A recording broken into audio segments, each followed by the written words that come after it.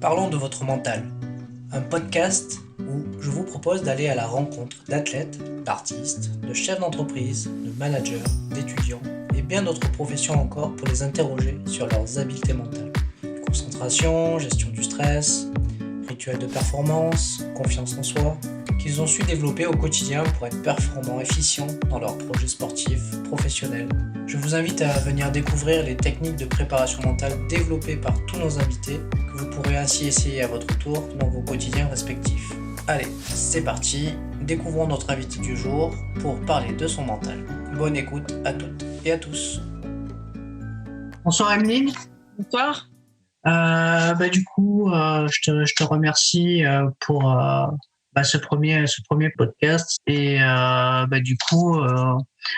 je suis ravi de t'accueillir parmi les auditeurs qui vont nous écouter. Et écoute, je vais te laisser quelques minutes pour te présenter un petit peu et nous dire quel est le beau métier que tu fais au quotidien.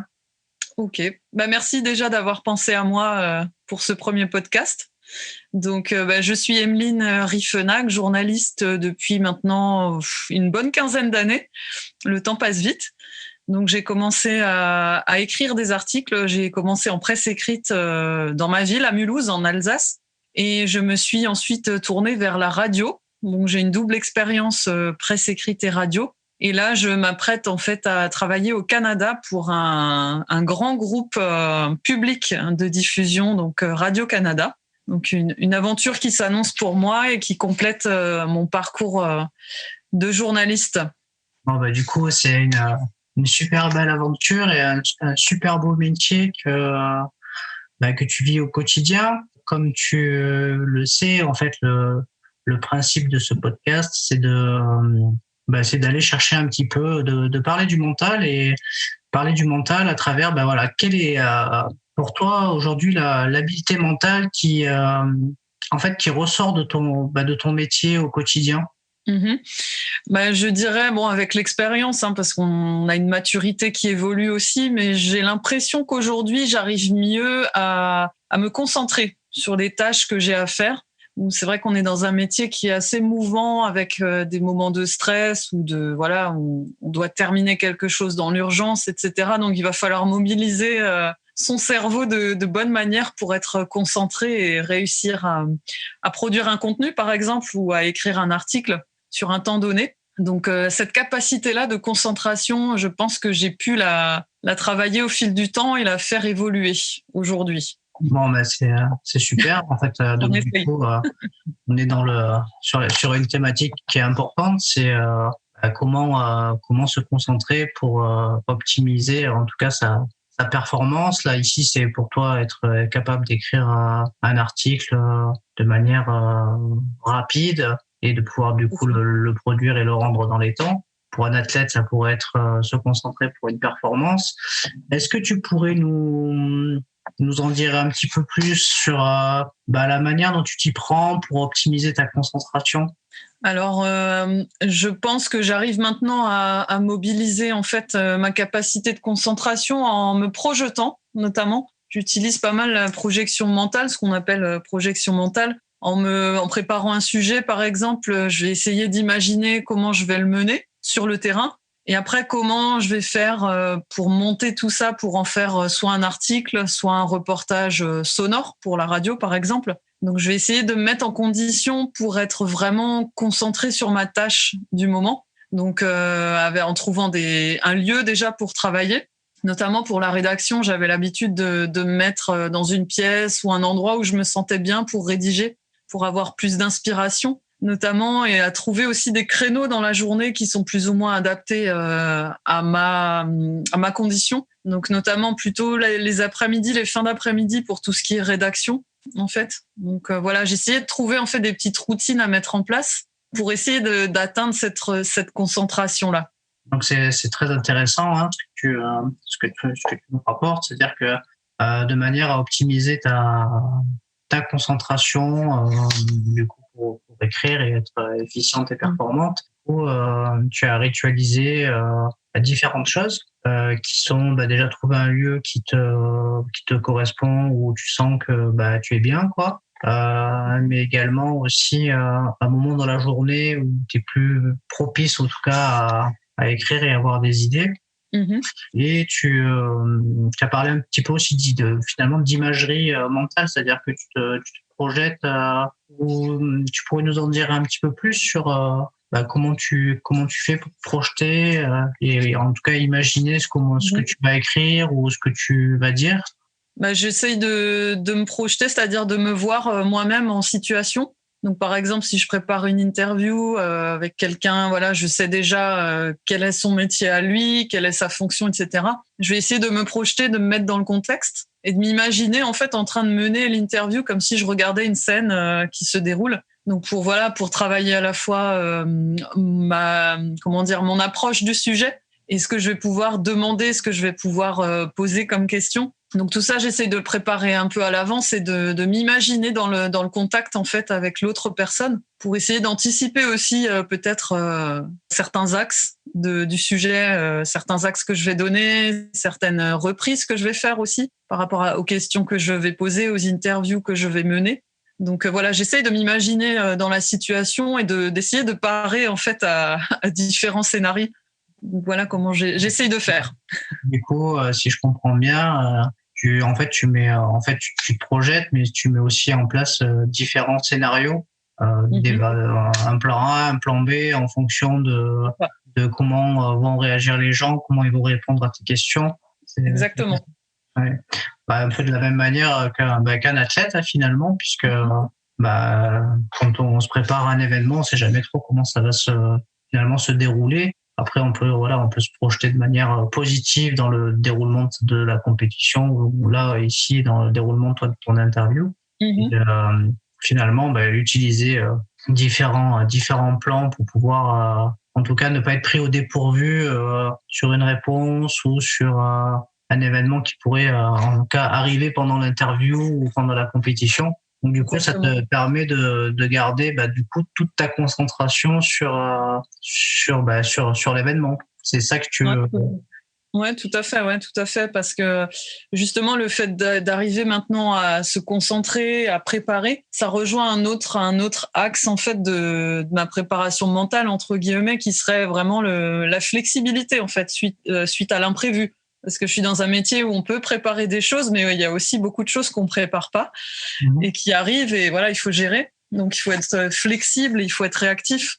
Donc ça rejoint un peu la partie concentration qui permet derrière de rebondir, en fait, si les événements ne se déroulent pas comme prévu. Donc il y a cette capacité-là aussi que je travaille et qui s'est faite avec le travail de terrain, justement. La flexibilité, le fait de savoir rebondir, de savoir gérer le stress au moment où des fois il arrive en masse, quoi. Donc voilà. Alors, du coup, tu abordes le mot stress, qui est un mot un petit peu à la mode, on en parle souvent. Tu dis qu'il peut arriver en masse. Comment tu t'y prends pour le gérer, ce stress, quand il arrive? J'essaye maintenant. En fait, j'ai eu l'occasion de tester un peu de sophrologie, de respiration, d'exercices comme ça. Et ça aide, je trouve, à reposer en fait le contexte quand il y a un stress qui vient. Je prends le temps en fait de me dire attends, tu te poses 2 secondes. Voilà ce qui arrive, voilà ce que je vais pouvoir faire, et voilà comment on va essayer de gérer ça. Donc moi, j'essaye maintenant de me mettre un moment sur pause en fait, juste pour pouvoir déjà prendre la vague, et ensuite me dire je prends étape par étape.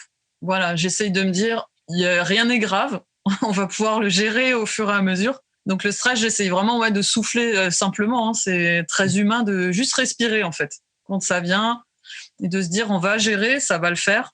On essaie de se calmer en fait. C'est ça, parce qu'on sent que d'un coup là le corps il a des réactions impromptues et qu'on n'arrive pas forcément à gérer toujours de bonne manière. Donc voilà, la respiration notamment, c'est une clé pour moi. Ok. C'est une technique, comme tu dis, toute simple, hein, simplement inspirer, expirer, et de le faire de manière dans un certain rythme, simplement pour pouvoir te mobiliser, surtout te relaxer, et venir être agressé par le stress. C'est ça, exactement. Exactement. Est-ce que tu aurais une anecdote où tu as réussi à surmonter un gros stress lors d'une interview, ou en tout cas de l'exercice de ton métier?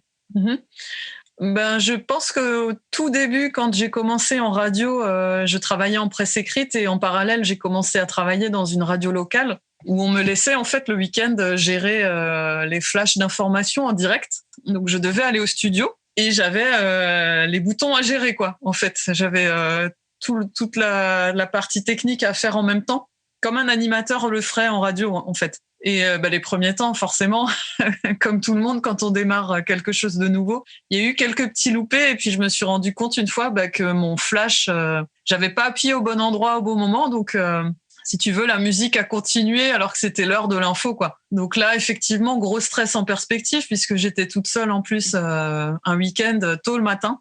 Donc là, je me suis dit, on va pas se mettre en boule et se rouler par terre. Hein. La bêtise était faite. Donc voilà, j'ai essayé de prendre ça un peu, je dirais pas à la légère, mais de désamorcer le truc en me disant c'est pas grave, c'est comme ça, on va essayer de rattraper ce qui est rattrapable et puis on fera mieux au prochain coup, la demi-heure d'après, quoi. Donc voilà, mais ça c'est un des trucs dont je me souviens parce que voilà, j'étais toute seule et puis je démarrais, donc on n'est jamais parfait tout de suite, hein. Enfin, je pense pas. Non, c'est vrai. Il faut savoir expérimenter. Voilà, c'est ça. Pour progresser au fur et à mesure. Du coup, en fait, tu vas commencer une nouvelle aventure au Canada, du coup, puisque oui. Tu y es déjà. Nous, il est 21h, un petit peu passé chez nous, mais au Canada, je crois qu'il est 9h de moins, je crois, ou 8h de moins. Ouais, chez moi, oui. À Vancouver, là, il est 12h15. Je crois que tu commences la semaine prochaine. C'est ça, le 1er février. Du coup, comment tu abordes cette nouvelle expérience? Alors, je l'aborde, je dirais plutôt sereine, même s'il y a quelques jours en arrière, j'étais un peu plus stressée quand même, parce qu'il y a forcément de la pression, évidemment, du bon stress aussi, de l'énergie là qui me pousse à faire ça de bonne manière, à découvrir une nouvelle entreprise, des nouveaux procédés de travail. Donc tout ça, ça peut être hyper stressant quand on y pense comme ça, à se dire ça y est, on va être sous l'avalanche d'informations, de nouvelles choses et on va pas y arriver. Donc j'essaye en fait de le prendre de manière simple, à me dire je sais ce que j'ai déjà fait, j'ai mon expérience, n'oublions pas ça, essayons de rester confiants en fait. Parce que j'ai l'impression que dans les périodes de gros stress, comme un peu tout le monde, on oublie qu'on est capable finalement, qu'on sait faire et que ça disparaît pas en un claquement de doigts parce qu'il y a du stress. Donc j'essaie juste de réfléchir de manière sereine, de respirer, de me dire ça va le faire, je prépare tranquillement. Voilà, je révise des choses, hein, évidemment, là, je potasse en attendant de commencer. Mais j'essaye de penser à tout ce que j'ai déjà fait et ce que je sais faire, finalement. Donc ça, c'est important. Donc beaucoup de projection mentale aussi et de me dire « aie confiance en toi », simplement. Oui, donc du coup, si je synthétise, donc, du coup, tu as pu faire ce travail un petit peu d'investigation de toutes les compétences acquises à travers les 15 ans c'est ça. Les 15 ans d'expérience professionnelle que tu as déjà derrière toi et du coup t'en servir pour en tout cas emmagasiner un maximum de confiance et on va dire aller expérimenter cette nouvelle aventure avec du coup en y allant avec du coup toutes les compétences acquises et en allant quelque part essayer de visualiser toutes les super aventures que tu vas pouvoir vivre à nouveau et les nouvelles compétences que tu vas pouvoir certainement acquérir à travers des nouvelles aventures, des nouveaux concepts, peut-être une nouvelle manière de travailler aussi, puisque du coup tu as eu le courage de franchir un grand cap parce qu'on passe d'un pays à un autre pays et du coup les mentalités peuvent être aussi différentes. Est-ce que tu as quelques mots à nous dire sur du coup déjà les quelques jours, les quelques mois où tu es en immersion là-bas au Canada? Je dirais que oui, en effet, c'est une nouvelle approche pour moi et c'est une différence culturelle, effectivement. C'est quand même un milieu, le Canada est un pays très, très différent au niveau sociétal déjà, hein, puisque le fonctionnement n'est pas le même. Il y a beaucoup de communautés qui cohabitent avec différentes valeurs, différentes estime de chaque groupe social. Donc ça, c'est vraiment une logique qu'on n'a pas forcément en France à ce niveau-là, à cette échelle. Donc là, effectivement, je suis dans un bain culturel où je vais apprendre aussi de nouvelles normes sociales, hein, tout simplement. Mais ça, pour les apprendre, il faut les vivre. Donc voilà, c'est aussi pour ça que je me mets pas une pression non plus double, parce qu'il me faut le temps de m'imprégner de tout ça. Donc là, j'ai eu l'occasion de le faire déjà. J'ai pu travailler déjà au Canada dans d'autres domaines pour travailler mon anglais aussi, parce qu'il y a aussi le bain linguistique qui est pas le même. Là, je suis dans des régions plutôt anglophones, donc ça met aussi une difficulté en plus. C'est d'ailleurs cette difficulté-là qui me faisait le plus peur au départ, de me dire je suis dans un bain anglophone, est-ce que je vais bien comprendre ce qu'on va m'expliquer, etc. Donc là, pareil, mais on voit que quand on y est, quand on est immergé, ça va beaucoup mieux. C'est plus concret. On dit souvent que dans les pays anglo-saxons, le fighting spirit, il est très présent. Est-ce que tu as pu le constater? Effectivement, ouais. Je constate aussi en fait l'état d'esprit qui est de donner la chance. Et ça, j'apprécie parce que c'est vrai qu'en France, des fois, j'aime mon pays, mais il y a des choses qui sont bloquées au niveau de l'ascenseur social, comme on dit. Alors qu'ici, au Canada, c'est vrai que si tu as un projet, tu as une idée, on va jamais t'empêcher. Alors, on t'aidera pas forcément, évidemment, rien n'arrive sur un plateau. Mais l'opportunité, si tu as l'envie, la motivation, l'opportunité, elle est souvent au bout, en fait. Tu peux toucher du doigt quelque chose, entrer dans une entreprise et tester. On te donne ta chance, en fait, c'est ça. Donc ça, j'apprécie particulièrement. Tu as utilisé le mot motivation. La motivation, ça fait partie, en tout cas, des habiletés mentales à travailler dans un projet, quel que soit le projet, que ce soit un projet sportif, professionnel. Comment tu as pu travailler tes motivations à franchir le cap pour aller, tenter ta chance au Canada? Eh bien, je dois dire que la motivation canadienne, je l'avais depuis un moment, parce que c'est un pays que j'ai pu visiter en 2015 déjà, pour le côté tourisme. Et j'avais vraiment aimé l'état d'esprit. Donc, du coup, j'ai eu cette motivation de me dire, j'ai envie de vivre une expérience à l'étranger. J'avais de toute façon envie de m'expatrier à un moment ou à un autre. Parce que moi, ça fait partie de mon tempérament, certainement, mais j'aime beaucoup les nouveaux défis. J'aime bien faire des choses qui changent. Je ne me vois pas du tout dans une routine pendant 30, 40 ans au même endroit, quoi. Donc, la motivation, elle était déjà géographique. J'avais envie de découvrir d'autres choses. Et puis moi, de me mettre de nouveaux défis aussi professionnels. Et là, je suis tout à fait fière de moi, même si je vais commencer, mais je vais me donner les moyens. Mais c'est un aboutissement, quoi, une motivation personnelle à aller de l'avant, en fait, tout simplement. Quand tu dis te donner les moyens, du coup, qu'est-ce que tu mets en œuvre en termes d'action pour pouvoir vraiment développer au maximum ta motivation pour entreprendre et oser faire toutes ces choses-là, puisque aujourd'hui, pas tout le monde est capable de sauter le pas, de faire ce que tu oses faire aujourd'hui. Donc, c'est quoi ton secret? Alors le secret, je ne sais pas s'il y en a un seul, mais le tien, ça inspirera sûrement peut-être d'autres. Ah ouais. Le mien, je dirais que je peux compter en fait sur un caractère assez entier déjà, qui me sert beaucoup puisque je fonce souvent.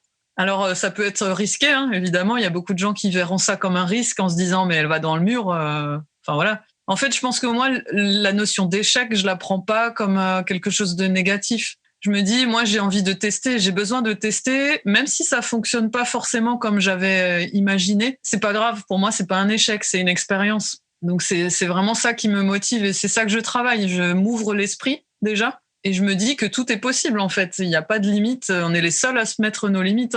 Donc, moi, c'est vraiment un état d'esprit que j'ai au quotidien. Et puis, je me donne les moyens en travaillant, en étudiant, en proposant mes candidatures, en défendant ma candidature, ce qui a marché là. Donc, c'est un investissement personnel, mais qui, dans le sens positif, où je vois ça comme des nouveaux défis et je me donne les moyens en m'ouvrant les horizons, justement. En fait, c'est du travail, de la détermination et oser aussi. Oser tenter sa chance. Exactement. Prendre sa chance. En tout cas, la preuve est que tenter, ça t'a ouvert les portes d'une nouvelle aventure au Canada, dans une nouvelle boîte sur un métier qui est ta passion et que tu affectionnes particulièrement. Absolument.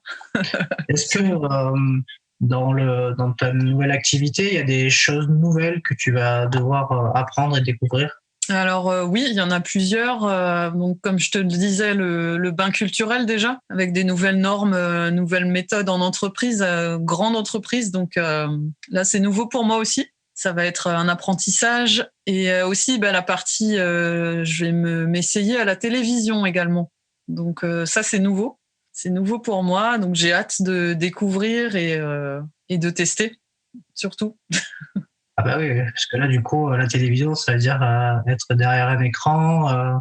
C'est ça. Voilà, au-delà du texte à préparer, il y a aussi l'image qu'on envoie à la télé. Mhm. Donc, c'est une super expérience. Et du coup, tu t'y es un petit peu préparé déjà? Oui, pareil. Ouais, tout à fait. Ouais, j'essaye de me projeter. Je pense que je vais faire des essais moi-même devant ma glace, quoi. Mais voilà, non, je travaille l'attitude. Après, c'est vrai que la manière de parler aussi, ça, on avait déjà des techniques en radio notamment. Mais c'est vrai que là, il y a le savoir-faire et il y a le savoir-être aussi qui va être important. Donc voilà, j'essaye de préparer tout en préparant pas forcément beaucoup parce que je me dis, faut rester soi-même quand même. Donc le naturel, ça aide aussi beaucoup à être efficace. Ah ouais, tu as raison. Rester soi-même, c'est Ouais. souvent faire ce que l'on sait faire de mieux, puisque c'est rester soi. Absolument. Écoute, je te remercie encore une nouvelle fois pour avoir consacré du temps à cette petite interview pour ce premier podcast. Est-ce que tu aurais un mot, une phrase que tu voudrais partager avec les auditeurs, quelque chose qui te porte au quotidien et qui t'amène à aller de l'avant? Alors oui, j'ai envie de dire aux autres personnes, même aux plus jeunes aussi, parce que moi j'aime bien conseiller les plus jeunes qui viennent me voir, me demander un peu comment ça se passe le métier, comment on fait, etc. J'ai envie de dire aux gens de pas oublier en fait ce qui les fait vibrer. Moi c'est ça qui me motive chaque jour, c'est de me dire j'ai envie de faire quelque chose qui a du sens. Donc et pour ça il faut se donner les possibilités de pouvoir exercer un métier qu'on aime ou de faire une activité qui nous passionne. Donc n'oubliez pas de donner du sens finalement à l'existence. Le reste, ça a très peu de valeur à côté de ça, quoi, pour moi.